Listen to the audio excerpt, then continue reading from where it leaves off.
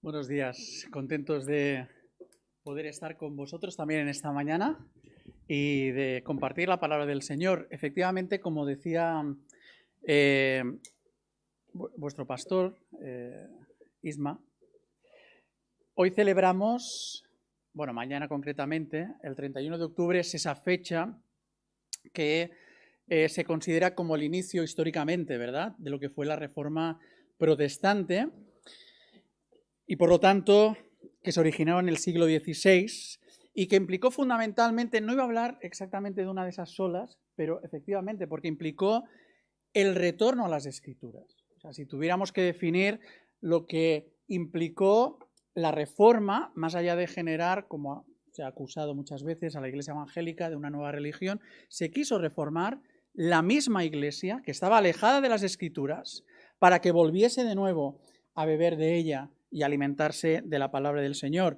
Un retorno a la centralidad de la palabra de Dios, es el título que he puesto en esta mañana a este breve sermón, ¿no? En la vida de la Iglesia y del creyente.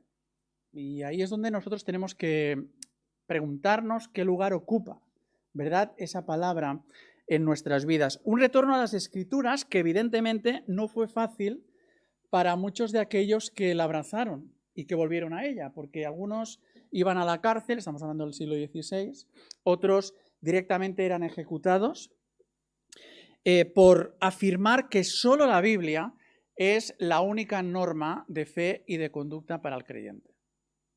Solo por eso. Es decir, ese era el gran delito que llevaba a muchos a ir a una hoguera, como también sucedía en nuestro país. Hay muchos ejemplos al respecto. Hay uno que a mí personalmente, leyendo parte de la historia, me causa impacto, ¿no? En 1555, no os preocupéis que no os aburriré mucho con el tema histórico, pero en 1555, unos 40 años después de ese 31 de octubre, en donde Martín Lutero clava las 95 tesis o argumentos alrededor de todo lo que fue las indulgencias en el tablón de anuncios de la universidad, que era la puerta de la iglesia, la iglesia de Wittenberg. Bueno, aproximadamente 40 años después hubo una marcha atrás en lo que fue la reforma en Inglaterra. En Inglaterra no entró en la reforma con Enrique VIII, como muchos piensan. Enrique VIII fue cismático fundamentalmente porque no le daban el divorcio de Catalina con Catalina de Aragón, y entonces no me das el divorcio, no quiero saber absolutamente nada, pero fundamentalmente su teología era católico-romana. O sea, el que fue el iniciador de la reforma en Inglaterra fue su hijo Eduardo.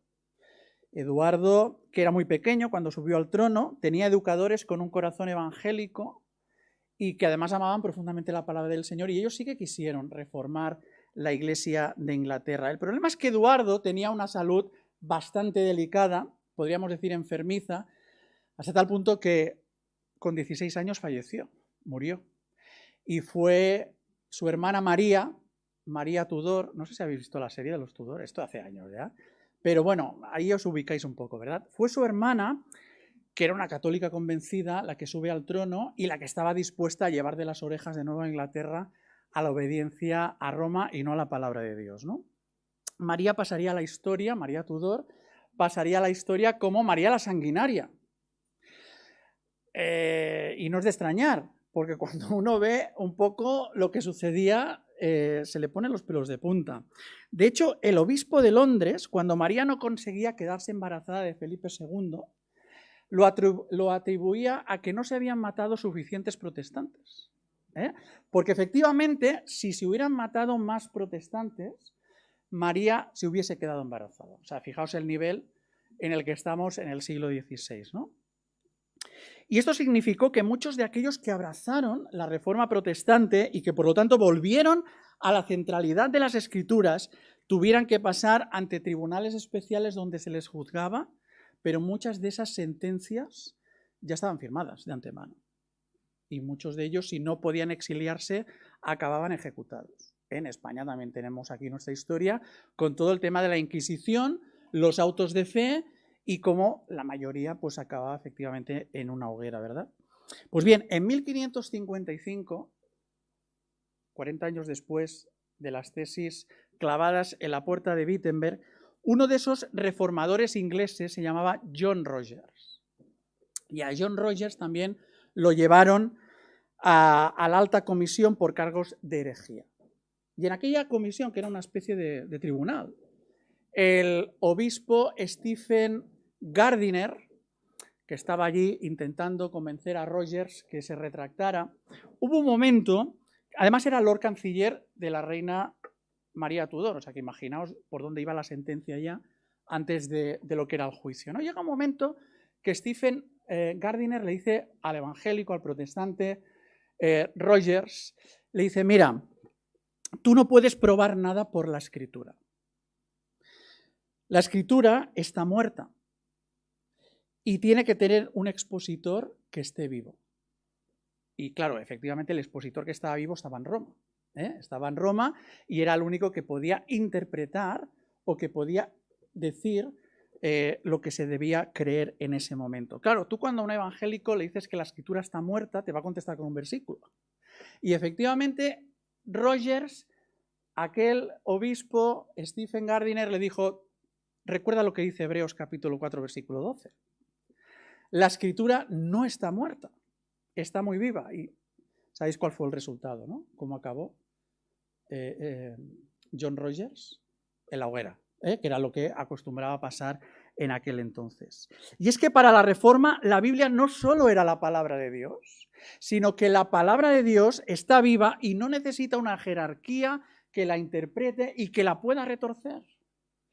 La palabra de Dios no necesita una jerarquía que esté por encima de esa misma palabra, sino que la palabra de Dios está viva y, por supuesto, es la que puede cambiar la vida de los seres humanos. Y esto es algo que realmente tenían muy claro en el siglo XVI todos aquellos que abrazaron la Reforma. Pero quizás en esta mañana haya alguien que diga, hombre, pero es tan importante que la Biblia sea central en la vida del pueblo. Era tan importante para aquellos reformadores del siglo XVI aquel, uno de los tantos, ¿no? Lemas, la Iglesia debe estar constantemente reformándose. O sea, ¿es tan necesario que la Iglesia esté volviendo a las Escrituras constantemente? Y quizás, después de haber escuchado esta historia, que forma parte de la historia real, en el siglo XVI en Inglaterra, ¿era tan importante para John Rogers el hecho de defender la palabra de Dios, aunque le costase su vida? No será para tanto, ¿no? Mirad, la palabra de Dios nos contesta esta pregunta. Y ella misma, y me gustaría que me acompañaseis en una lectura que encontramos en el libro de Josué, en el Antiguo Testamento. Quizás muchos de vosotros habréis leído este capítulo 1 muchas veces, versículos del 5 al 9. Vemos cómo se nos dan 3 razones por las cuales la Biblia, la palabra de Dios, debe ser central en el pueblo de Dios, en la Iglesia y en la vida de los creyentes, y vale la pena defenderla. La pregunta sería si nosotros estaríamos dispuestos a defenderla sabiendo que puede estar en juego nuestra vida. Hoy hay hermanos nuestros en muchos países que mueren por decir que la palabra de Dios es la verdad. ¿Nosotros estaríamos dispuestos? 3 razones por las cuales Dios le da a Josué y nos da a nosotros en esta mañana para que la Biblia sea central en nuestra vida. En primer lugar, porque nos fortalece. El libro de Josué, no hemos podido leer el capítulo 1, empieza con la muerte de Moisés. Y Dios le da a Josué una serie de instrucciones para que pasen aquella tierra que les había prometido 40 años atrás, pero no se fiaron. Cuando enviaron a aquellos 12 espías, dijeron, más vale no pasar, porque aquello pinta mal, nosotros no vamos a obedecer la palabra del Señor, excepto Josué y Caleb, que dijeron, si el Señor nos ha dicho que nos va a dar la tierra, para adelante. Pero no quisieron el resto y el pueblo se rebeló, 40 años en el desierto. Y ahora ha llegado el momento de recibir aquella tierra, la tierra que se conocía como Canaán. Y Dios le da una serie de instrucciones. Y lo primero que me llama la atención en el texto, a partir del versículo 5 de este capítulo 1, es que Dios le pide a Josué 2 cosas. En primer lugar, le dice, esfuérzate y sé valiente. Y en segundo lugar, no temas ni desmayes. Lo hemos cantado, en la escuela dominical nos lo han enseñado, pero lo tenemos ahí. Versículo 7 insiste en este sentido. Dice, solamente esfuérzate y sé muy valiente. Fijaos que el tiempo verbal es un imperativo. Es un mandato de parte de Dios. Dios no le está diciendo a Josué, mira, pasa al Jordán y haz lo que puedas. Porque ya sabemos que va a ser complicado. Oye, que vendrá Jericó, vendrán otras ciudades, que eran ciudades-estados fortificadas, haz lo que puedas. Y si te echas para atrás lo entenderemos todos, porque realmente la situación era para desanimarse y tirar la toalla. Dios no le está diciendo esto. Está diciendo, no, tú esfuérzate y sé valiente. Es una orden, no estamos ante algo indispensable porque humanamente hablando la tarea, la misión del pueblo que Dios le había dado realmente era imposible desde un punto de vista humano. No solo porque tenían que hacer frente a pueblos que les superaban en número, sino porque además aquellos pueblos que habían en Canaán estaban mucho mejor preparados militarmente que ellos. Y entonces tenían todos los puntos para perder por goleada. Y por lo tanto la lucha iba a ser desigual y ellos lo sabían. Por eso Dios le dice, tú solamente esfuérzate y sé valiente. Por tanto, hay un elemento fundamental para permanecer fieles al Señor, y es la confianza.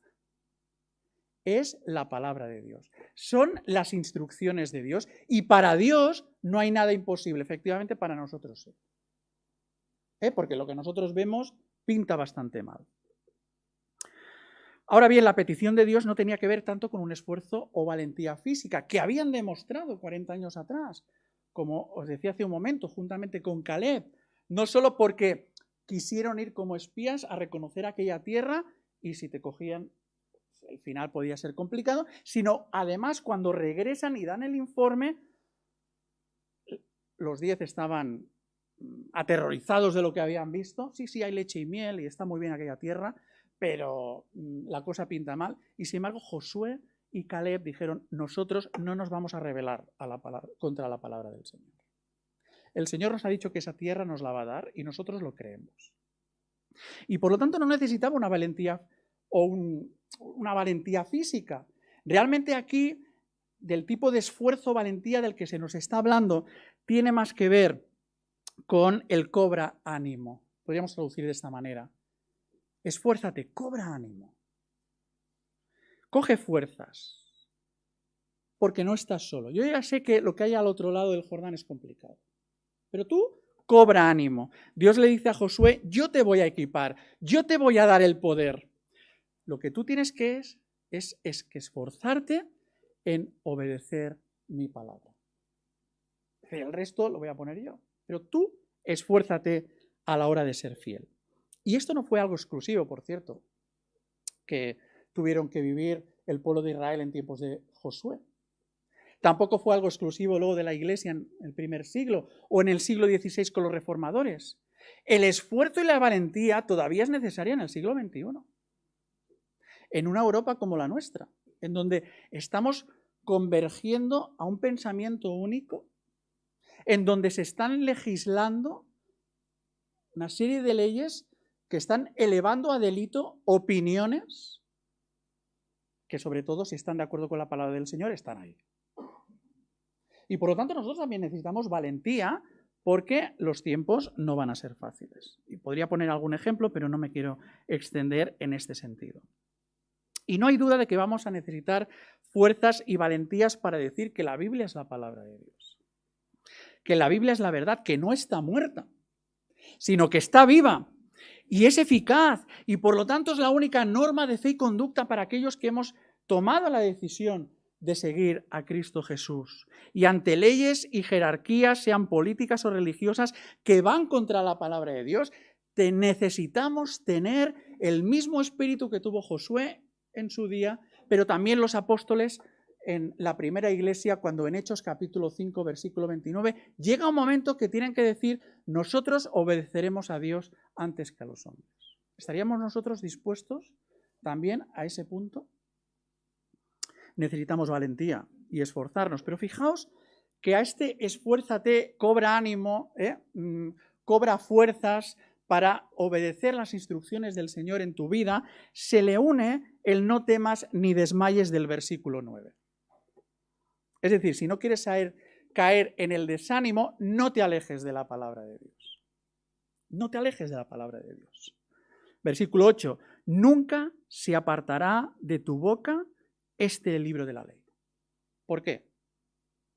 Bueno, porque entre otras cosas la centralidad de la palabra de Dios en nuestra vida nos permite no caer en el desánimo, no caer en la desesperanza ante las circunstancias que efectivamente nos rodean, y muchas son difíciles y complicadas, y a uno le dan las ganas de tirar la toalla, pero sobre todo en no caer en la desconfianza respecto a la eficacia transformadora de la palabra de Dios.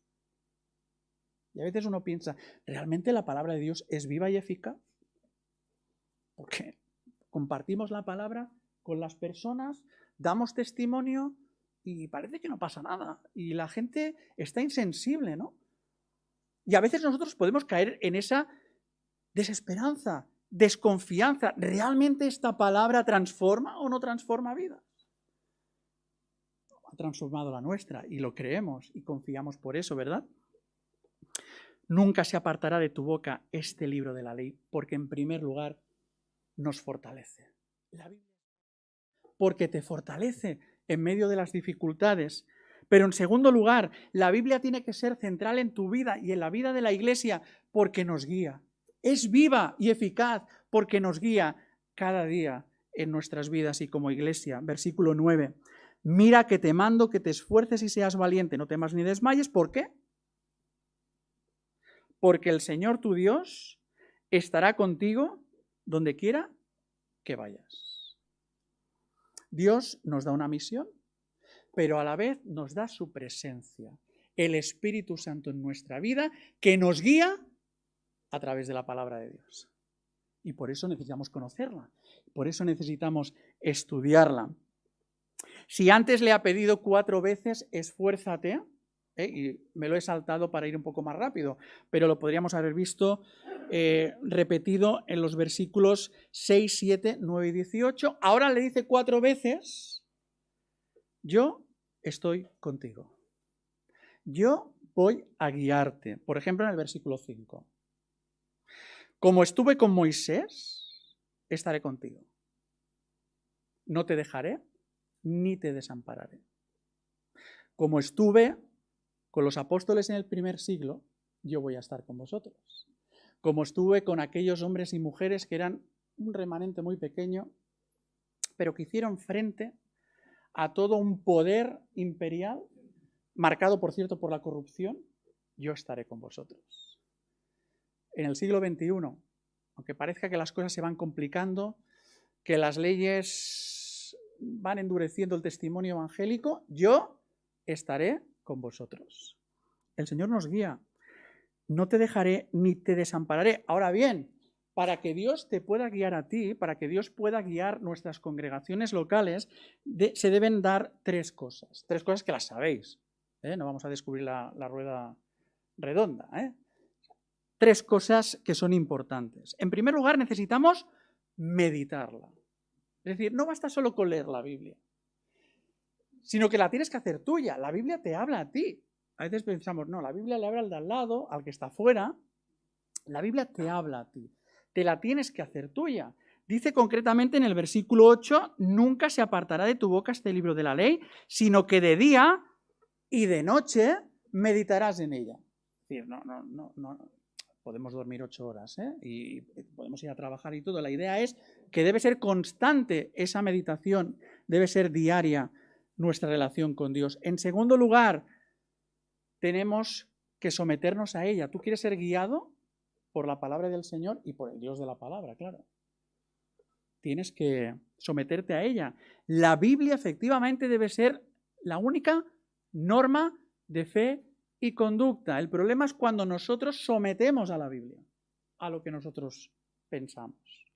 El problema ha venido desde el inicio, cuando la institución humana ha sometido la Escritura. Y sin embargo, la Reforma nos vuelve a recordar que somos nosotros los que debemos estar sometidos a esa autoridad. Versículo 7, no te apartes de la ley, ni a diestra, ni a siniestra. Y esto tiene que ver con la autoridad de la palabra del Señor en mi vida. Por eso la pregunta práctica para nosotros en esta mañana es, ¿la palabra de Dios tiene la última palabra en mi vida? ¿O la última palabra la tengo yo? ¿O la última palabra la tiene el pastor? ¿O la última palabra la tiene Europa? ¿O la última palabra? ¿Realmente es el Señor quien tiene la última palabra a través de su revelación? Tercer lugar, para poder ser guiados. Y la importancia de la centralidad de la palabra del Señor es que debemos obedecerla. Debemos aplicarla, debemos llevarla a la práctica. Versículo 8, para que guardes y hagas conforme a todo lo que en él, en el libro de la ley, está escrito. Y efectivamente Josué y el resto del pueblo confió en la palabra de Dios. Confiaron, se dejaron guiar por su palabra porque sabían que era la luz necesaria para poder atravesar el Jordán, para poder recibir aquella tierra. Y es la misma luz que nosotros necesitamos para saber cómo vivir y cómo actuar en nuestros días. No se nos ha leído todo el Salmo 119, porque entonces ya no llegamos ni a Navidad, ¿no? Pero la idea es el Salmo 105. ¿Recordáis el versículo 105? Lema de Unión Bíblica. Lámpara es a mis pies tu palabra y luz a mi camino. No podemos quejarnos de falta de guía cuando marginamos la palabra de Dios. No la leemos, no la meditamos, no nos sometemos a ella y como consecuencia no la obedecemos. No podemos quejarnos de falta de guía. Pero la Biblia no está muerta. La Biblia es viva y es eficaz. En tercer lugar, no solo porque nos fortalece, no solo porque nos guía, sino porque nos transforma. Hebreos 4:12 es como esa espada de dos filos que penetra hasta el alma y la cambia, la transforma por dentro para ser diferentes por fuera. A veces nos preguntamos, ¿por qué no cambian nuestras sociedades? ¿O qué deberíamos hacer para que nuestros países cambien, avancen, tengan la esplendor que tuvieron aquellos países, sobre todo del norte de Europa, que abrazaron la Reforma? Y hubo toda una revolución espiritual, pero también a nivel científico, a nivel educativo, etcétera, etcétera. ¿Por qué no cambian nuestras sociedades? Y eso que intentamos hacer leyes para que seamos menos corruptos, intentamos hacer leyes, sin embargo seguimos igual.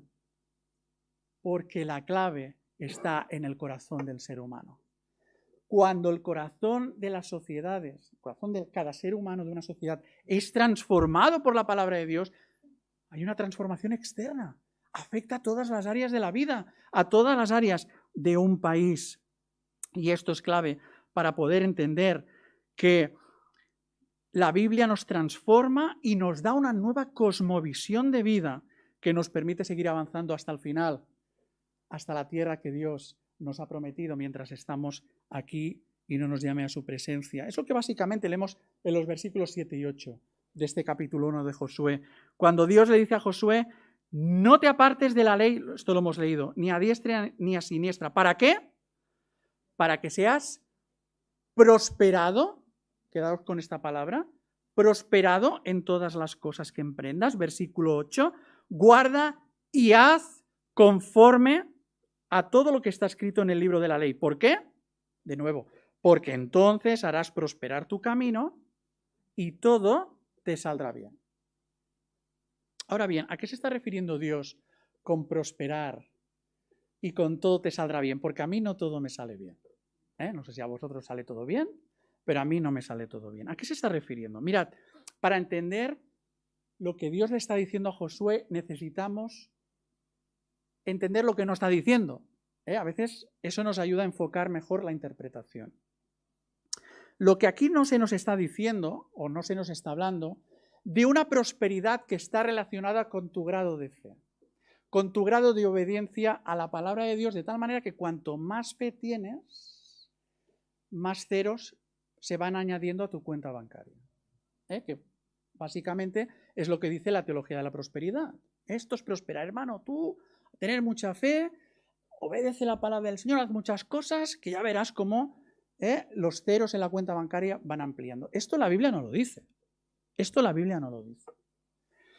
Tampoco lo que está diciendo, o lo que no está diciendo aquí, es que si te dejas transformar por la palabra de Dios, todo te va a ir bien en todo momento. Porque esto tampoco lo dice la Biblia. Sabemos que en la vida del creyente hay victorias, pero también hay derrotas. Hay luces, pero también hay sombras. Por tanto, aquí hay dos ideas claves para que podamos interpretar correctamente lo que está diciendo aquí Dios a Josué y lo que nos dice a nosotros también en esta mañana en relación a prosperar en esta vida. En primer lugar, cuando se habla de prosperar, está hablando de avanzar. En el contexto en el que estamos en este capítulo 1 y en el conjunto de la Escritura. Está hablando de progresar ¿hacia dónde? Hacia una tierra nueva que Dios había prometido a su pueblo y a esos cielos y tierra nueva que se nos describe en Apocalipsis y hacia donde nosotros estamos yendo. Es cierto en el Antiguo Testamento que cuando fueron a reconocer la tierra dijeron, oye, fantástico, allí nos vamos a desarrollar como país porque hay leche, hay miel, o sea, económicamente nos va a ir muy bien. Pero recordemos que era fruto de la provisión de Dios. La tierra que yo os daré, dice el Señor. Y por lo tanto nosotros también debemos entender que ese progreso y ese avance en nuestra vida, en todos los niveles, hombre, si el Señor nos bendice, como bendijo a otros autores o a otros personajes de la Biblia, con riquezas, úsalo para su gloria. Pero no olvides la meta, nos dirigimos a la tierra que Dios nos ha dado. Aquí, por lo tanto, no se nos está hablando de una supuesta relación mercantilista que tú y yo podamos tener con Dios. Señor, yo te estoy dando mucho, tú también me tienes que dar a mí. Se trata de avanzar, se trata de progresar en mi relación con Dios porque Él me quiere llevar a una tierra que es suya y que Él ha provisto. Pero además el creyente prospera, progresa, avanza hacia la meta por un camino que no va a estar exento de dificultades y de problemáticas. Y esto nos lleva a la segunda palabra clave o idea clave para entender qué es esto de progresarás, lo que le está diciendo Dios a Josué. Y es que prosperar implica un triunfo, un éxito, pero que es final. Quien confía en la palabra de Dios sabe que todo saldrá bien porque la victoria final está asegurada en Cristo Jesús, que venció al pecado en la muerte y que venció a la muerte misma resucitando al tercer día. Y porque Cristo venció, nosotros tenemos la victoria asegurada. La victoria final. Es verdad que mientras estamos aquí, pues hay situaciones en las que nos va muy bien, pero también hay situaciones de fracaso. Pero Cristo ha ganado la victoria más importante que podemos experimentar. Por eso Pablo puede decir en Romanos capítulo 8, versículo 28, y los que aman, y sabemos que a los que aman a Dios, todas las cosas ayudan a bien. Esta es la clave. Por eso John Rogers le pudo decir al obispo Stephen Gardiner que la Biblia no está muerta. La Biblia es viva y es eficaz porque la palabra de Dios nos transforma a imagen de Cristo para vivir como verdaderos seres humanos, esa vida que es plena, que es abundante, mientras estamos aquí, pero que es eterna, porque un día estaremos cara a cara con Cristo por la eternidad. Cristo nos permite ver más allá de nuestras circunstancias aquí. Aquí tenemos el domicilio temporal. Yo vivo en Tarragona, vosotros vivís en otras direcciones. Pero nos dirigimos a nuestro destino, a nuestra dirección definitiva, en la casa del Padre, donde Cristo ha ido a preparar lugar para nosotros. Y por lo tanto, mientras estamos aquí, la palabra de Dios que nos fortalece, la palabra de Dios que nos guía y nos transforma, nos permite ver más allá de las circunstancias que tenemos aquí, que a veces son muy difíciles, pero nos permite seguir avanzando con esperanza mientras no llegamos a nuestra casa definitiva, a la casa del Padre. Conclusión, lo dejo aquí, que sé que tenéis más participaciones ahora. Cuando Josué y el pueblo pusieron las Escrituras en el centro de su vida, en el centro del pueblo, es cuando fueron fortalecidos, fueron guiados y fueron transformados para poder entrar en la nueva tierra que Dios les había prometido de antemano. Y es que, como afirmó John Rogers en 1555 y otros tantos reformadores, eso es un ejemplo, pero muchos otros hombres y mujeres, la Biblia, hermanos, amigos, está viva y muy viva. La Biblia está viva y no hay manera de experimentar un cambio espiritual, personal, familiar y sobre todo social alejados de la palabra de Dios. Que el Señor nos ayude a los cristianos del siglo XXI a no perder nunca el espíritu de Josué, el espíritu de los apóstoles, de los reformadores, poniendo la palabra de Dios en el centro de la iglesia y en el centro de nuestras vidas, porque entonces prosperarás en tu camino y todo te saldrá bien. Que el Señor os bendiga. Amén.